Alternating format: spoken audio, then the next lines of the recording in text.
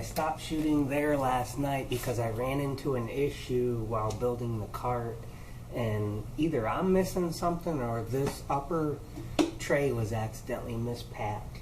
As you can see right here, it's a few inches too short. So rather than just setting the English wheel on the ground, we went ahead and threw a couple of bolts in the stand here, and then just kind of put a clamp there. That's not necessarily, just so that it was up off the ground and secure, not gonna fall over in the garage or whatever. And I'll talk to the sales rep at Mittler Bros Monday and just kind of see what happened there, if I got the wrong tray or if I'm just not understanding something. But yeah, it's just when you line up the holes, it's just too short. The tray fits the stand. These are 18 inches apart, which these holes are 18 inches, but these holes, I think this is like 24, I can't remember. It's a few inches short. So anyway, let's get on with the rest of the build on this English wheel.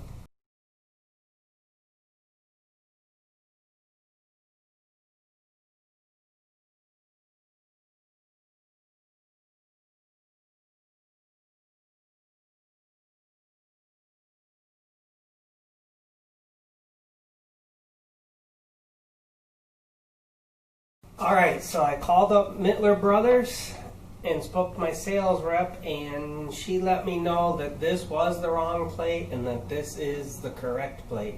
So, told me go ahead and keep this, and as a thank you or sorry for the inconvenience, she gave me this radius gauge, which I had offered to purchase because I didn't realize that they had this at the time of the original purchase of the English wheel, and she just threw this in, so that was pretty nice of her.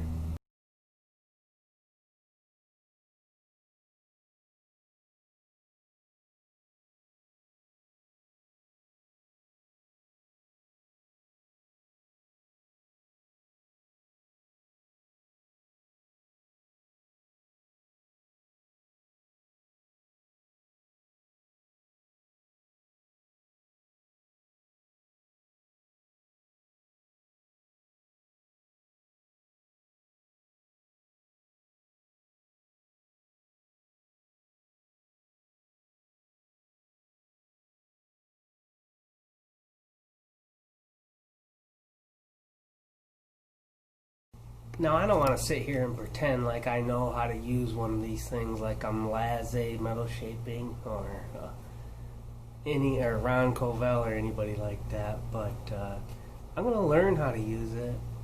Even when I was at the hot rod shop, I only messed around with their English wheel maybe a dozen or so times, and most of the time it was just messing around with it, not even setting out to make a shape.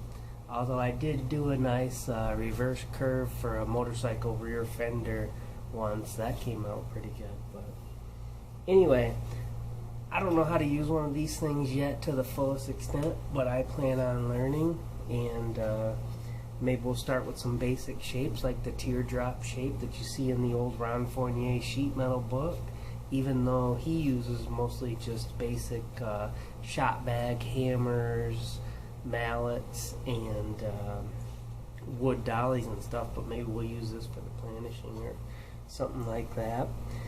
And if you would consider buying American-made sheet metal forming stuff, maybe you'd consider Mittler Brothers. I've got my English wheel from them, and I got my bead rolling machine from them about 5 years ago. The sales rep that I dealt with at Mittler Brothers, her name is Gay Hurt. Please give her a call if you're going to go ahead and buy something. She was excellent to me, and really happy with the quality of this. So thanks so much for watching the video, and we'll catch you on the next one.